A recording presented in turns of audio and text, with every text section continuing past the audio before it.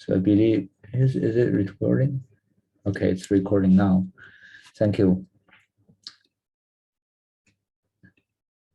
So we'll continue to talk about this nature of light, matter, and their interactions, and we'll focus on talking about thermal radiation Doppler effect. First, we'll do the review questions, and I'll start the poll.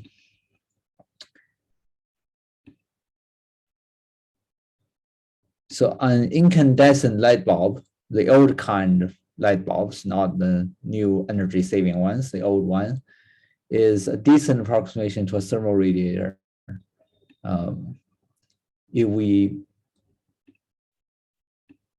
pass its light through a prism, what type of spectrum does it produce?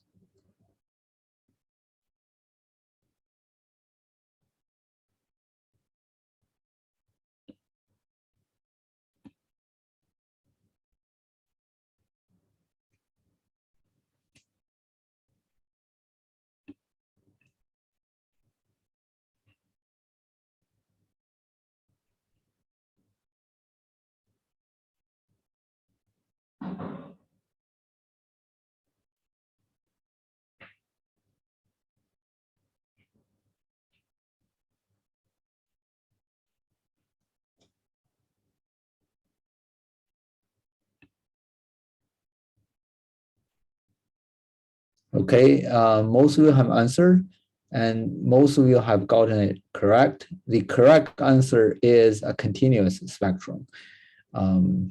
Because the filament in the incandescent light bulb is a solid body, and when it is heated, there is a lot of collisions in there, and those collisions will make a continuous spectrum, will make photons with different wavelengths.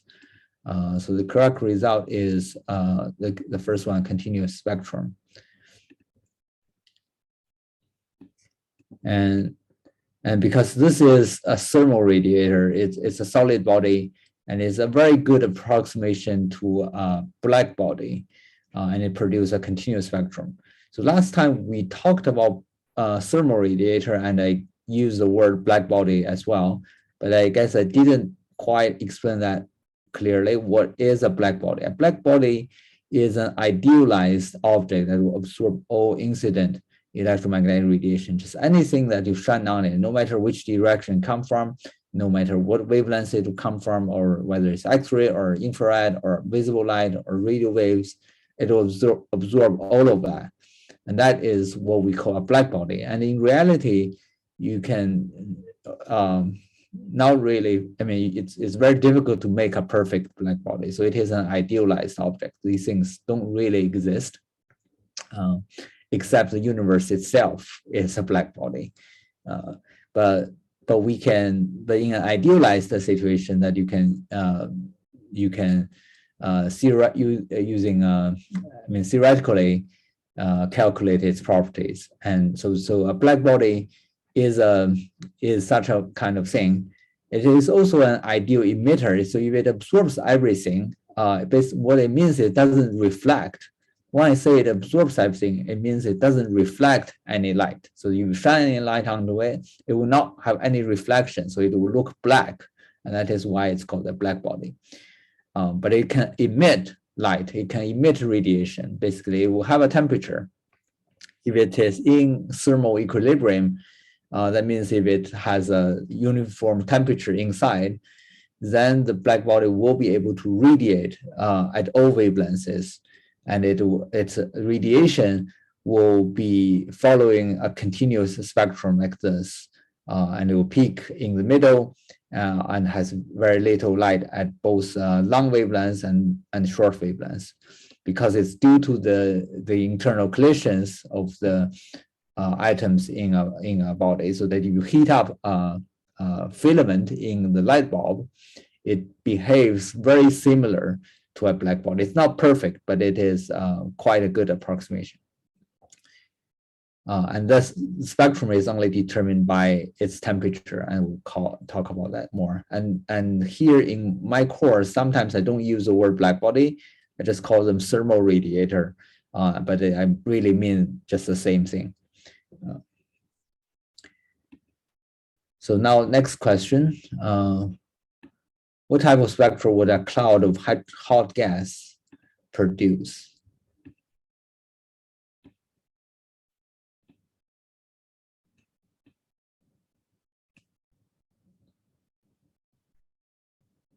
See, it's a cloud of hot gas going through a prism.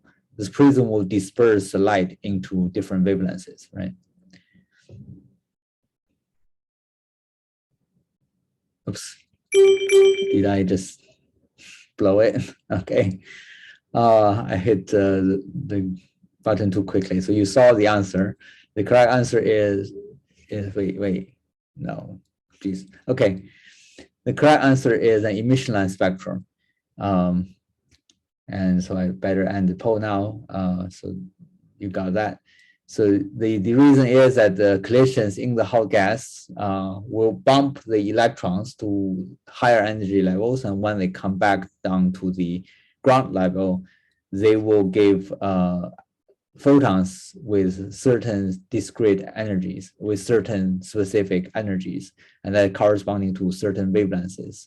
So as I showed you last time, using the videos, recording an experiment I did in the lab, that you can see that when I use a grating, looking through the grating at a gas tube that is plugged in a lamp, you can see it produce these emission line spectrum, and that is just due to the electrons in the atoms get bumped to higher levels and coming back down.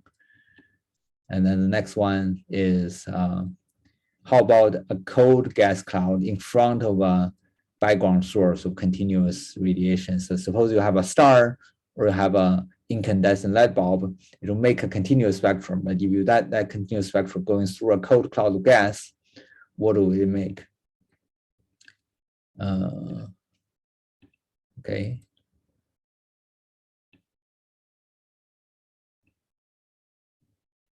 Now it's kind of obvious because I've asked the first two situations. Now the third one, of course, is the correct answer.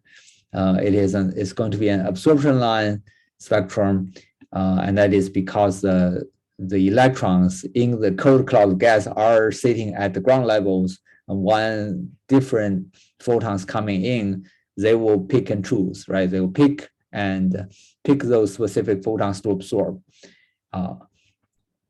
And so that those photons will be missing in the light that went through. So only the other photons that doesn't match the energy difference in the atom will be able to go through, but those photons that match the energy difference in the atoms, they will not be able to go through. They will be absorbed by the gas. But I wonder whether any of you have thought about this other question, that is that when the electron in the atom absorbs those photons, they will absorb these photons, right? And they become, they were bumped to the excited levels.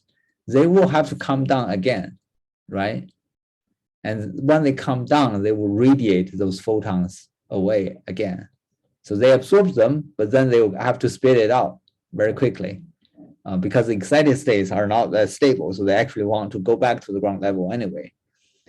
So haven't you wondered that why don't these absorption line gets refilled after they come back down?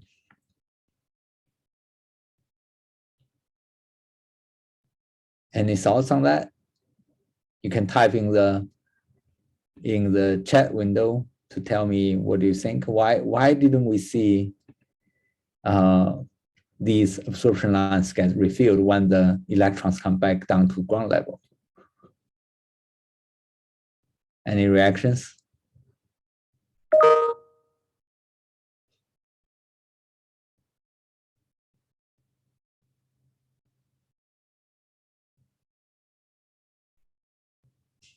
Those wavelengths are just not emitted so strongly, so they're represented as black bars on spectrum. But yeah, they will come back down, right? Those whatever photon that gets absorbed by the atom will go up, I mean, will bump the electrons up in those atoms, and they will eventually come back down.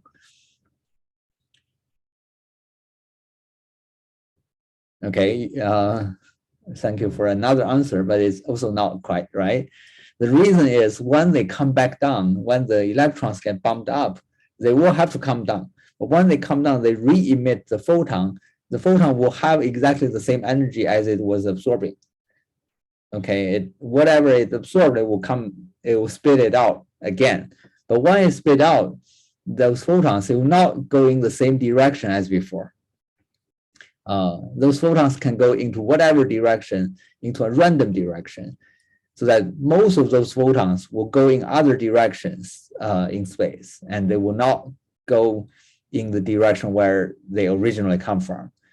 Because it has been absorbed by the atom, and when the electron spits out the photon again, it will just go in some random directions, so that the number of photons at those wavelengths is going in the same original direction is much reduced, that they will actually keep going through the other direction. So if I'm looking from another region, looking at this cold cloud of gas, actually I would see a little bit of emission because the light from the star is actually heating up the gas a little bit so that it can emit.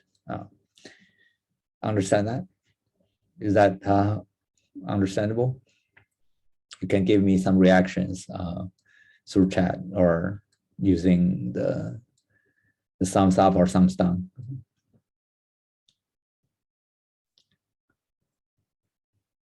Yeah, so there's a question. The hot gas is also a cloud of gas. What is the difference? Hot gas, when I say hot, is that you have, if the temperature is high, that means that you have a lot of collisions between the atoms, and so those collisions are bumping up the electrons to higher levels. And in this case, that some of the atoms in the cold cloud gas can also get bumped up, but they're bumped up not by collisions because the temperature is cold, so that the collisions are weak and they are not very likely to get bumped up. But what can bump some of the atoms up is by absorbing light from a background source. Okay, so that is the difference between this cold gas, cloud of gas, and that hot cloud of gas. And so here, yeah, I guess maybe I'm talking too much about on this point. Okay, here's another one. Here's an image of the binary star system Albireo. Which star is cooler? You can notice there's a tiny color difference between, or there's actually a pretty obvious color difference between the two stars. Let me see. Which star is cooler?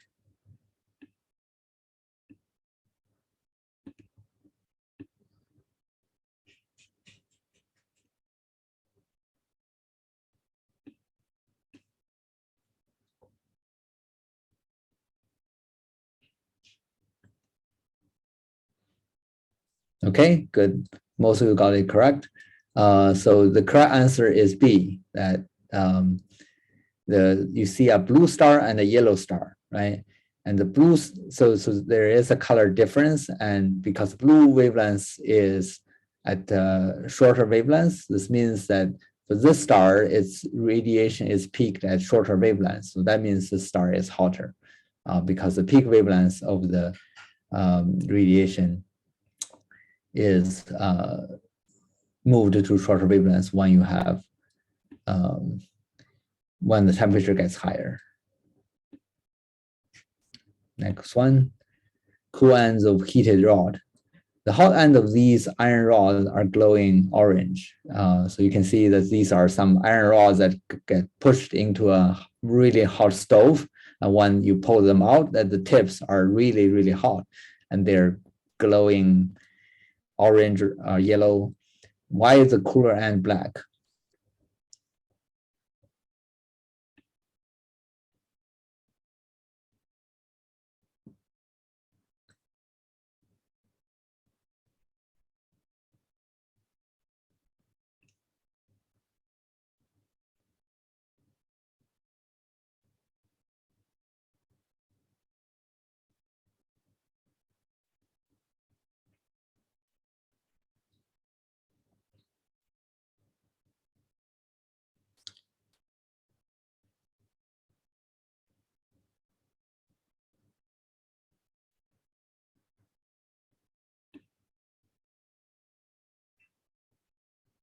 Okay, looks like most of you have got it.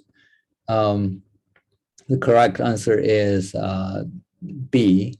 The cool end of the rod is glowing in the infrared, but we cannot really see it. So any object, if it has a temperature, it's going to radiate. It's not that cool object doesn't emit any thermal radiation. Cool object also can emit thermal radiation. It's just its radiation is peaked in a longer wavelength. So here, that the reason that the tip looks orange is because the tip is at a very hot temperature.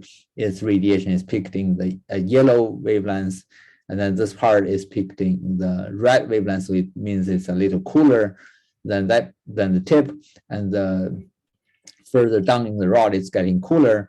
So what we can see is its original color. It is black, but it's actually also radiating in the infrared. It's just those radiation we cannot see. What we are seeing is the black light that gets reflected by the rod in the visible wavelength. Okay, so I think that's all the review questions. So last time we talked about thermal radiation. Actually, let me make sure I ended the poll properly. Okay. Thermal radiation has a characteristic spectrum. It is weak at both short and long wavelengths and peaks in the middle.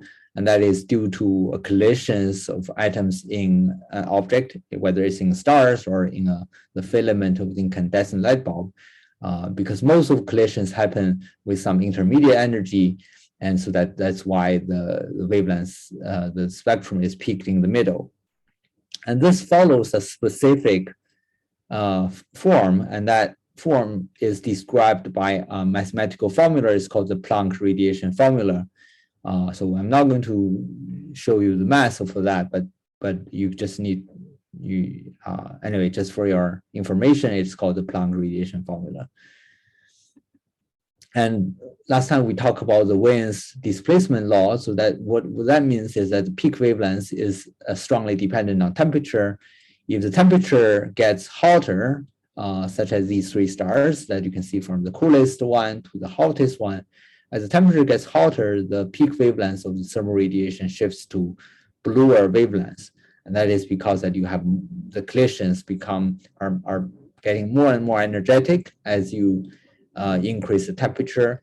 And when they get more energetic, so that it emits more energetic photons, and more energetic photons corresponding to photons with short wavelengths. So that is why the peak moves towards the blue. So the object will look bluer than an object that have a colder temperature. So this is called the Wien's law of thermal radiation. The temperature multiplied with the peak wavelength is a constant, so that as temperature gets hotter, the wavelength gets shorter. And this is one of the ways that we use to measure temperature of astronomical objects, such as stars, that you just look at where the peak is for the star, and then you will be able to see what temperature it has. That you just measure the peak of the spectrum, and then you use that constant divided by the peak wavelength, you can measure its temperature.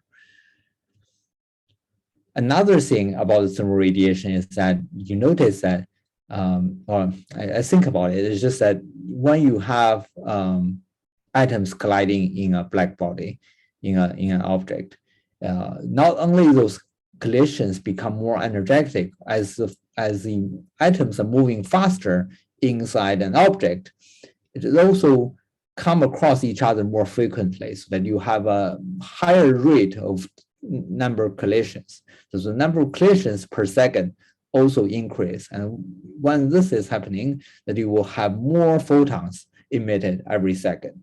And that actually happens at every single wavelength, so that not only the peak is moving towards the short wavelengths, the overall strength, the brightness also increase.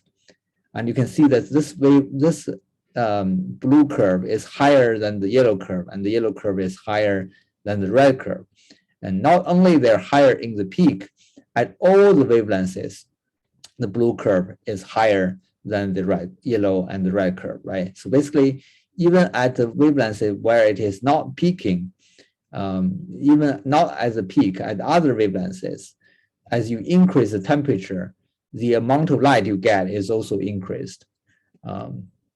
So that this is called the Stefan-Boltzmann law of thermal radiation. What does this law says is that the total amount of energy output of an object increases with temperature. Basically, if you say, let's calculate how much total energy output come out of the star, and that means you have to sum up the energy at all the wavelengths, and you calculate the total amount of energy output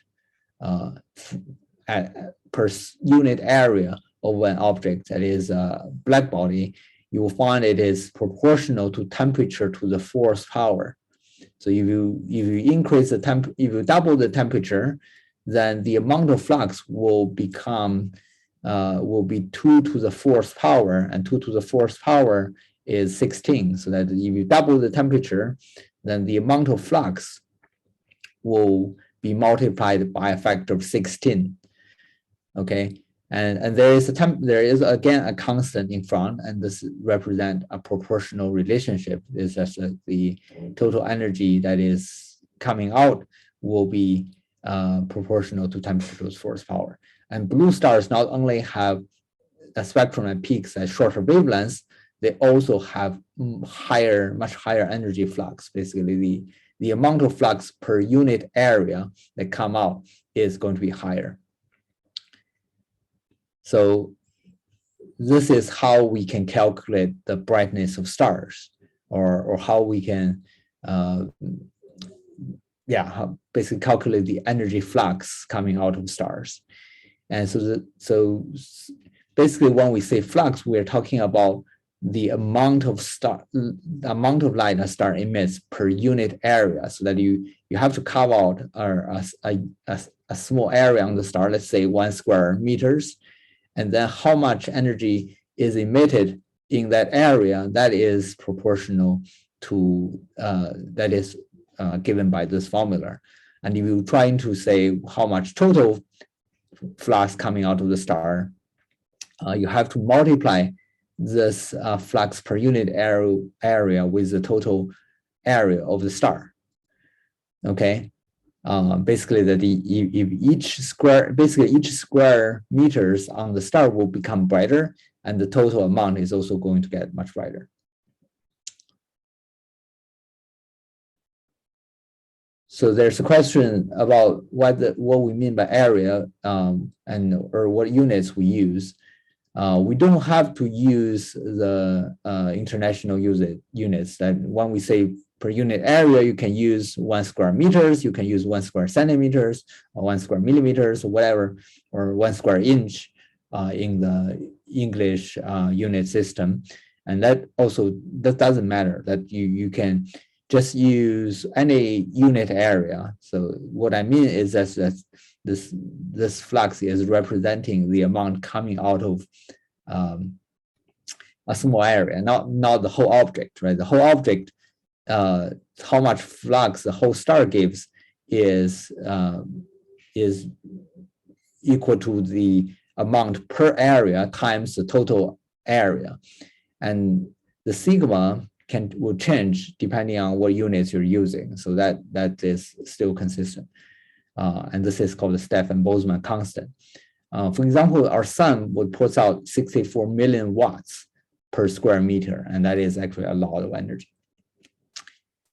So suppose we have an object emitting thermal radiation at peaks and visible wavelengths. If that object is heated, it becomes what? So here's another pole.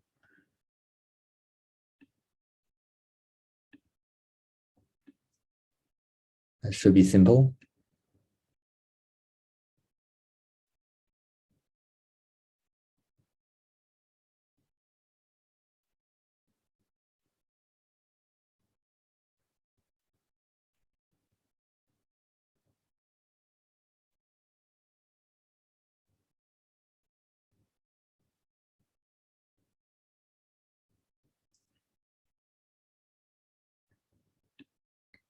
Okay, most people have answered it, and most people have got it right. The correct result is it gets brighter and bluer. B is the correct answer. So it gets brighter means because the temperature gets higher, that you have more collisions, so that the total flux increase. Total flux increase with temperature to the fourth power, and it gets bluer because the peak wavelength is shifted towards the shorter wavelength side. So that is why we say it is bluer. So this will allow us to measure something called the luminosity. The luminosity of a star is representing the total amount of energy come out of a star per second in all the directions, not just in one direction, but in all the directions. And that is what we call the stellar luminosity. And so this Stefan-Boltzmann law allows us to calculate a star's luminosity, basically total energy output per second. And that is the definition of luminosity, total energy output per second. So in order to do that, we have to know how much energy flux per area the star gives and how much total area does it have, right? You can imagine that two stars that have the same temperature will be equally bright if you just look at 1 square meters on it, because that you have the same amount of collisions in there, and the collisions are equally energetic in the two stars. But if one star is big and the other star is small, then the bigger star is going to have a much larger total energy output, right? So that the total luminosity is the energy flux times the surface area. The energy flux is can be calculated using the Stefan-Boltzmann law. So it's a constant times temperature to the fourth power times the star's surface area.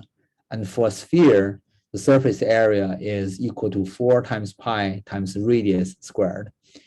So this is how we can calculate the total luminosity of a star. So that if you know the temperature of the star, if you know the size of the star, then you can calculate its luminosity. So this is how the luminosity and temperature and size of the star are related. And since these three things are related, that we know any two of them we can derive as a third quantity, right? And we'll talk about later in a later chapter about how we can measure a distant star's size. So that is about the thermal radiation. Any questions so far?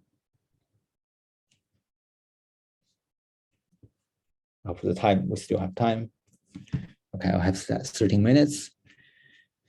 Okay, so here I want to show you some example astronomical spectra. And as I showed you before, that the way we present the spectra is plotting brightness as a function of wavelength. So here is the Orion Nebula.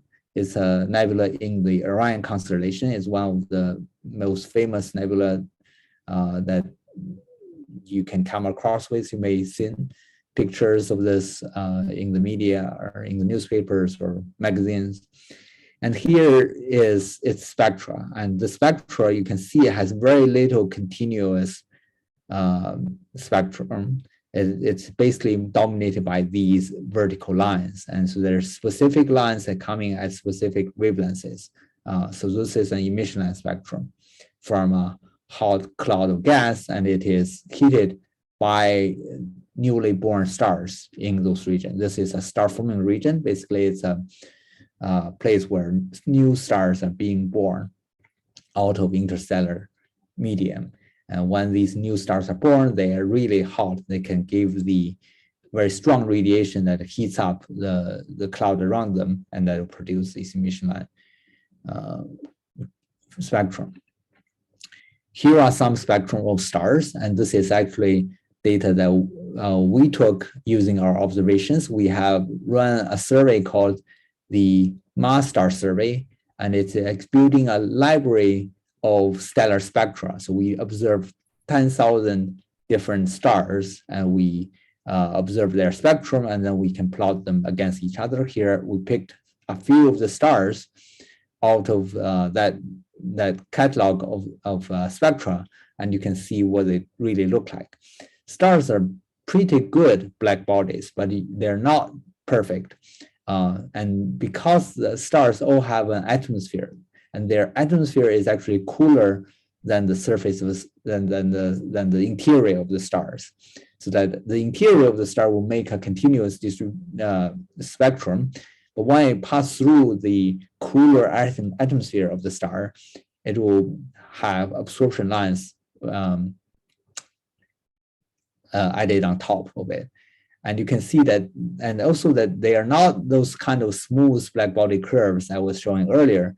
They have lots of features, and actually they're actually kind of bumpy in the spectrum, especially this one, right? You can see there it's very bumpy. It's not a perfect black body because there's these different atoms and molecules. They can actually they're not really at the perfect equilibrium with their surroundings, and that is they're putting so much absorption in the spectrum, and they eventually change the overall shape of the spectrum. So these huge dips in the spectrum, there are just a lot of absorption lines that is merged together, blended together, so they're giving you these weird shapes. But overall, you can see this is a hot star. This spectrum is a hot star, and this spectrum is a cold star. Because this spectrum, you can see it is increasing towards the shortest wavelengths, and so the blue is it is actually, when it comes to the end of our spectrum range, it hasn't reached its peak yet. And so this is a star that is about 20 or 30,000 Kelvin, and this star is about 9,000 Kelvin, and you can see it peaks around this blue wavelengths. And then for this star, you can see it peaks around in the near infrared. So this is over 9,000 angstrom. This is a wavelength that our eyes cannot see, just slightly redder of our limits. Our eyes can see everything below 7,800 angstrom, or this is about 780 nanometer. This is in the near infrared regime. So this star is actually much cooler. It's about 3,000 Kelvin. And so it is quite different. So here are just some zoomed in image showing you the example spectra of stars. So these are real stars, not those perfect idealized black body spectrum. But you can see they have this overall shape of a black body, right? They have a certain peak at certain places, and that peak actually changes, moves towards redder colors as you go from hotter stars to cooler stars. Okay, in the last 10 minutes, I want to talk about the Doppler effect of waves. What is Doppler effect of waves? Doppler effect of waves is that when a wave emitting source is moving, it will bunch the waves together, bunch the waves more closely together in the direction it is moving towards. And the waves will be more spread out behind the source. So if you see this is a light source or is a sound source, because light is a wave, right? Sound is also a wave. So if the source that is emitting light or emitting sound, and it is moving in this direction, the waves in front of it will get compressed, and so that it will change its wavelengths, and the wavelengths get shorter, but behind it, the wavelengths gets longer. So this is what we call the Doppler effect of waves. I want to show you. Most scientists believe that our universe is expanding. That belief is based on an interesting property of light waves called the Doppler effect. Here's how it works. All waves travel outward from a source. A stone dropped in a pond, for instance, will produce waves that move out in a circular pattern from the splash. Light works the same way. When a camera flashes, light waves move out from the flash bulb. When the source of a wave is stationary, the waves can be thought to form circles radiating out from the source.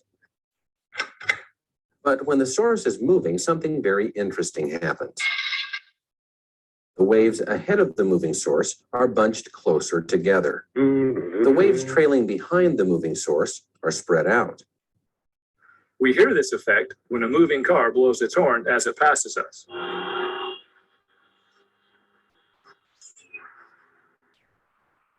hear a high-pitched sound as the car approaches us because the motion of the car bunches the sound waves closer together. When the car passes us, we hear a distinct drop in pitch because the sound waves are now spread out by the car.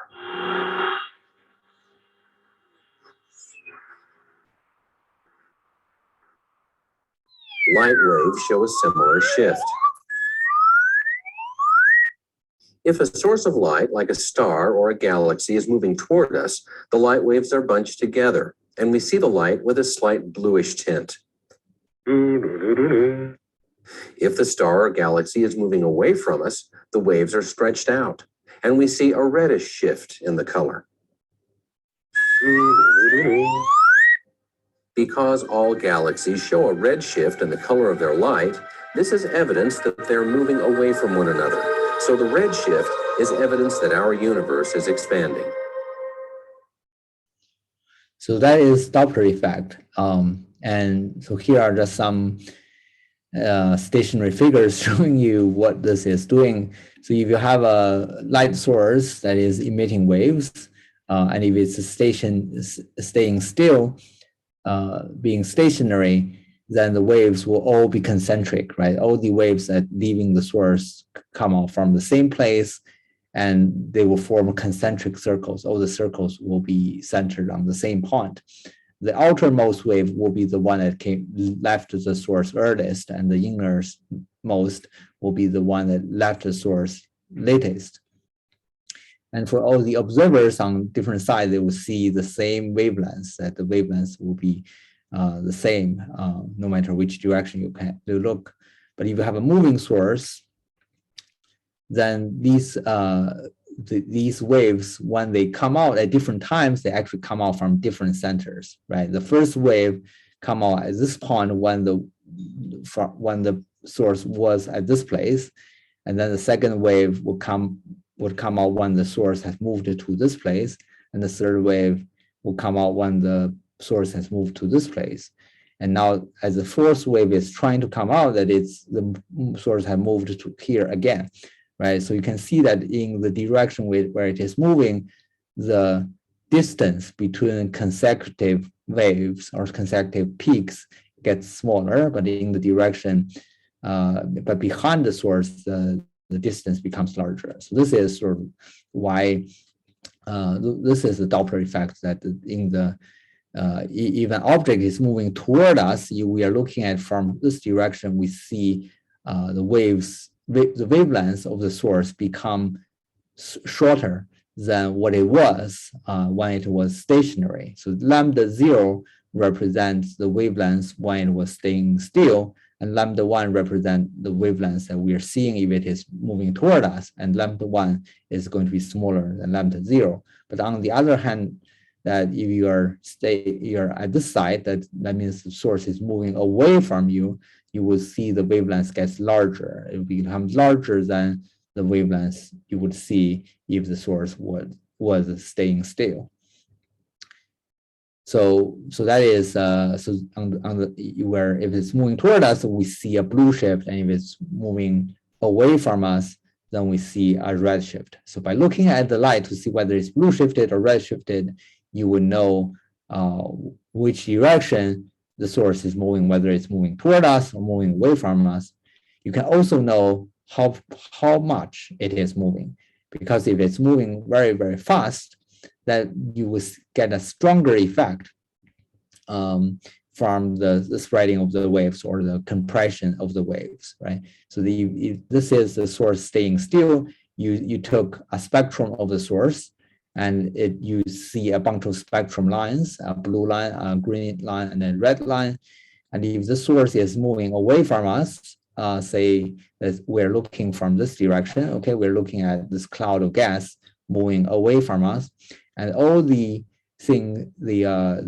wavelength, all the lines in the spectrum will be red shifted, and they will change its colors, basically that this blue color becomes slightly cyanish, and if it's actually moving faster, you will see a stronger amount of shift, a larger amount of shift, and it will become almost greenish, and this light becomes yellowish. On the other hand, if it's moving toward us, similarly, that the faster it moves, the more of a blue shift you will see. So this will give you the biggest blue shift, and the blue line becomes a purple line. But you can see this pattern is actually staying still between them. So that's how we can still recognize what line it is. And this function, this mathematical formula shows you how you can calculate the speed of relative motions from the Doppler shift. Basically, this is the wavelength you observe, and if you subtract from that the original wavelength, this is the amount of change in the wavelength, and you divide that by the original wavelength, the wavelength you would have measured if the thing is staying still, and we call that the rest wavelength or the lab wavelength. That if you have, say, a gas tube in the lab, you can actually measure what kind of emission lines it produces, what wavelength that emission line is at, right? So the lambda 0 is the laboratory wavelength. And so this, you can see this is basically the change divided by the wavelength. So this is the fractional change in wavelength. And you multiply that with the speed of light, and that will give you the speed of motion. So that when it is moving away from you, that this thing is positive, so that the velocity is positive, is moving away from us. Okay, so this is how we can calculate it. I have shown many formulas in today's class, but you don't have to really. I'm not going to test you on the math, but you should be able to understand sort of what overall relationship it gives, sort of what is the direction of increase, sort of say if it is redshifted, how would the wavelengths would change, and that is what you need to know. So I want to finish the class with this poll. Which of the following stars will have the greatest redshift when seen from Earth? So if the Earth is here and there are 5 stars, and they're all moving with some speed, some are moving faster, some are moving slower. Wait, why? Sorry, I screwed up again. Let me do this. Which of the following star will have the greatest redshift when seen from Earth? Now look at this figure. Now you see that they have the arrows indicate their velocity, the longer arrows indicate a faster velocity. Which stars would give you the greatest redshift when seen from Earth? You have seen my answers on the previous slide, but I want you to type in the chat to say which one is the correct one and why. Sorry for dragging the course a little longer, but let's try to finish this discussion. Any reactions?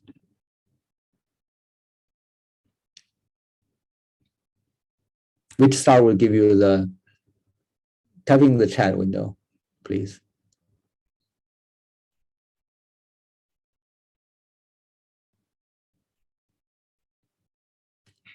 Someone says C is moving away from us. Yeah, mine is. Thank you. That's right.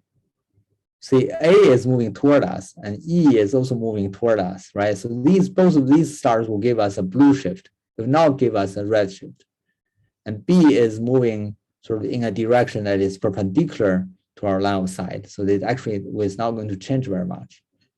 And only C and D are moving away from us.